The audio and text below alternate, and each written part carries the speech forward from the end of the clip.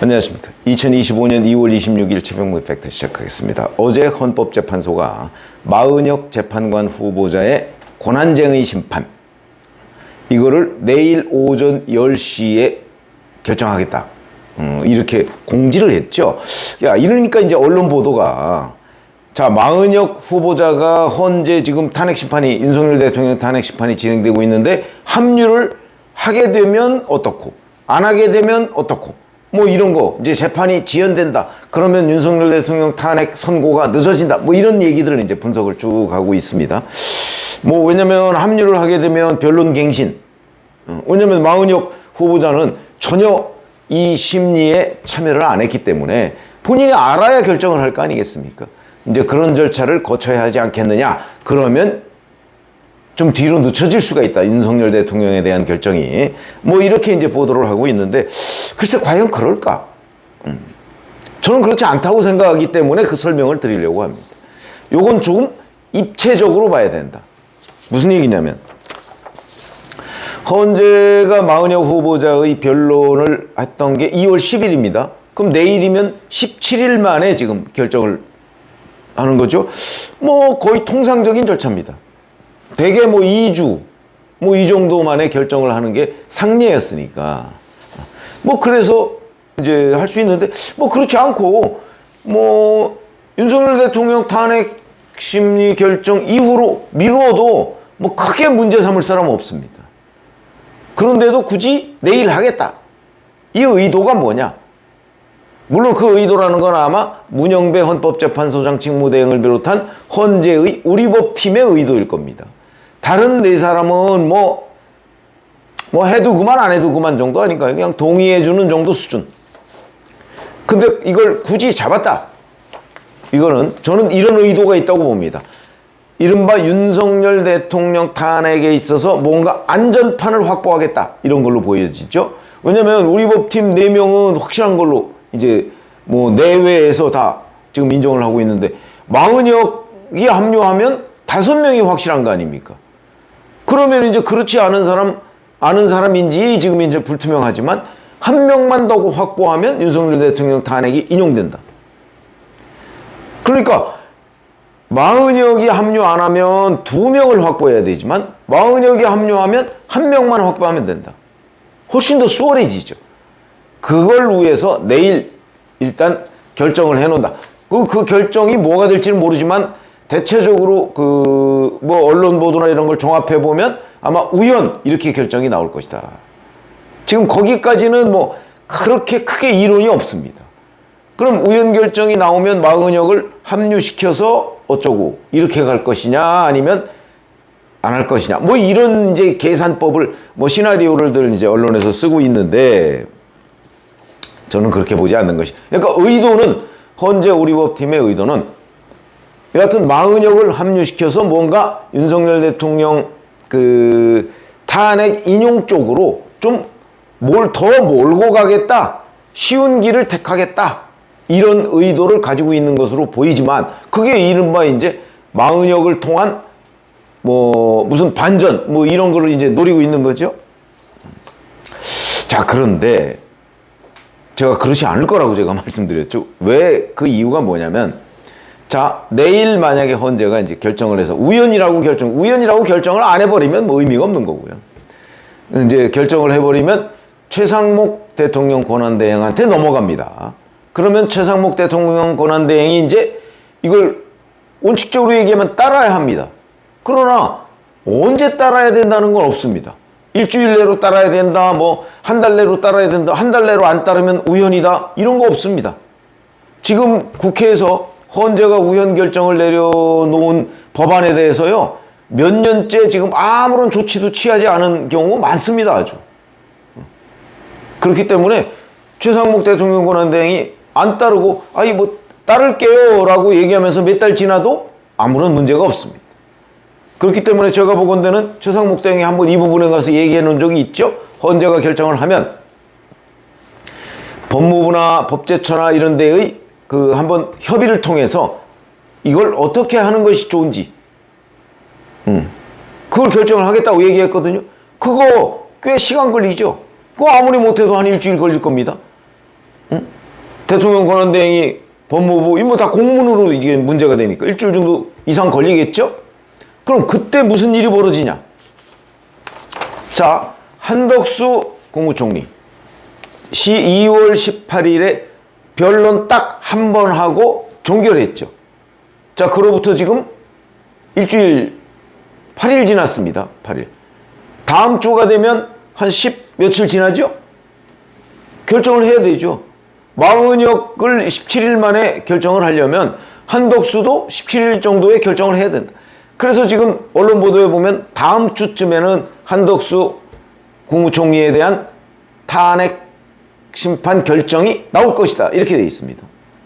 그러면 내일 헌재가 마은혁에 대한 뭐 우현을 권한쟁의 심판, 이거 우현이다. 이게 이제 권한쟁의 심판에 국회 말이 맞다. 이렇게 하더라도 다음 주에는 한덕수 대행이 복귀할 가능성이 높다.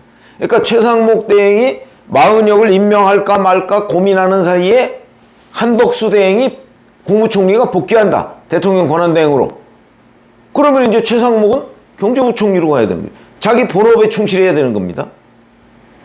그러면 그 다음에 마은혁을 임명할까 말까는 한덕수 국무총리. 그때는 이제 대통령 권한대행이 되겠죠. 한덕수 대통령 권한대행이 그러면 헌재에서 탄핵이 인용될 가능성이 있느냐? 그렇게 얘기하는 사람 단 한 명도 못 봤습니다.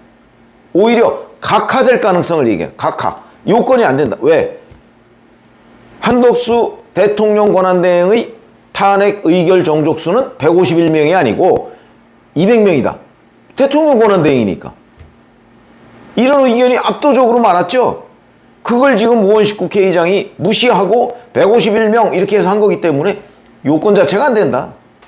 설령 그걸 151명으로 인정한다 할지라도 탄핵 사유가 안 된다.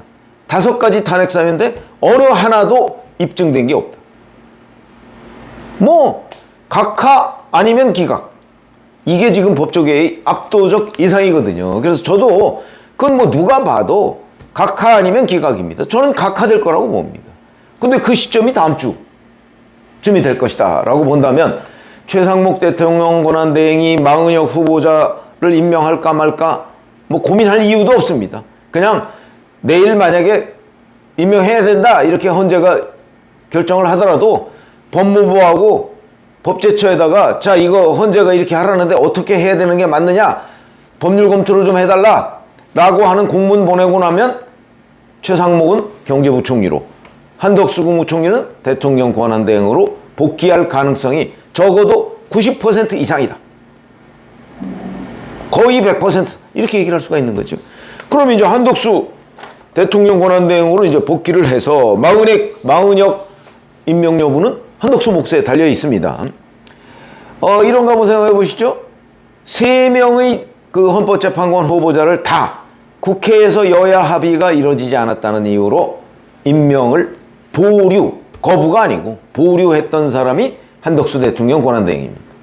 근데 하물며 지금 최상목 대통령 권한대행이 2명을 임명하고 마은혁만 보류해 놓은 상태에서 헌재가 마은혁을 임명해야 한다라고 결정을 한들 한덕수 대행이 임명할 리가 없다. 저는 그렇게 보는 거죠. 임명할 리가 없죠. 여야 합의가 안 된 거는 그때나 지금이나 여전히 마찬가지거든요. 그렇기 때문에 그러면 이제 마은혁은 함명 못한다 하는 게 보다 정확한 예측이라고 봅니다. 그러니까 헌재가 마은혁을 예비군격으로 뭔가 전시 투입하기 위해서 지금 대기시켜 놨는데 그거 무용이다. 전장으로 나가보지도 못한다. 왜? 상황이 지금 변해 있기 때문에 이렇게 보시는 게 맞고, 다만 이제 한덕수 국무총리가 대통령 권한대행으로 복귀하면, 그러면 복귀해서 예를 들어서 이제 헌재에서 각하가 된다면, 그러면 최상목 대통령 권한대행 때 했던 것이 이 자체가 불법 아니냐? 그건 맞죠. 맞는데 그렇다고 해서 최상목 대통령 권한대행이 했던 여러 가지 행정행위, 그 중에서 정계선, 조한창 헌법재판관 후보자 임명, 이게 무효가 되느냐? 그건 그렇지는 않습니다. 이게 이제 그 행정행위의 뭐 공정력 뭐 이렇게 얘기하는 거죠. 그걸 무효로 하지는 않습니다. 그렇기 때문에 일각에서는 뭐 그런 주장을 펴는 유튜버들이 있는데 그거는 제가 보기에는 잘 모르고 하는 얘기고, 그 최상목 대통령 권한대행이 한 행정행위는 유효하다.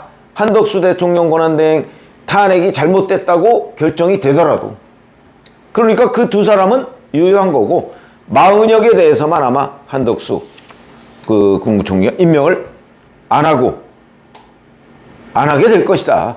그러면 결국 마은혁 카드는 현재 우리 법팀이 어떤 계산을 했든 간에 불발될 가능성이 거의 100%다. 이렇게 이해하시면 될 것 같고요. 그래서 뭐 이제 현재 우리 법팀은 자기네들대로 뭔가 이제 머리를 많이 써서 어떻게든 뭐 윤석열 대통령 그 탄핵 인용 쪽으로 압박을 해보고 최대한 노력을 하겠다고 얘기를 하고 그림을 그리고 밀어붙이고 있을지 모르지만, 객관적인 상황은 꼭 그렇게 가지 않는다 하는 대표적인 증거 중에 하나고요. 결국 마은혁 헌법재판관 후보자는 아마도, 이건 이제 좀 장기 전망입니다만은, 아마도 아예 헌법재판관이 될 수 없거나, 그건 뭐 윤석열 대통령이 직무에 복귀한다든지 그럴 경우에 그 임명하겠습니까?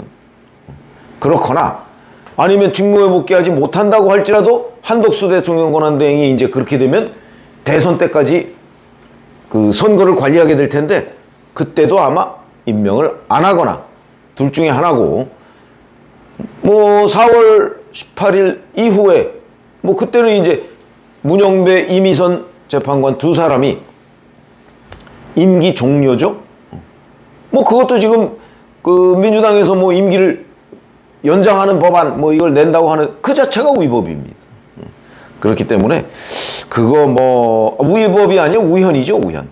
헌법에 엄연히 임기가 있는데, 그런 점으로 본다면 아마 마은혁은 최종적으로 보면 헌법재판관이 되지 않을 가능성이 대단히 높다고 판단하시면 되겠고, 물론 뭐 앞으로 시간이 좀 있습니다만은, 그래서 내일 헌재가 어떤 결정을 하느냐, 그거 제가 보기엔 별로 중요하지 않다.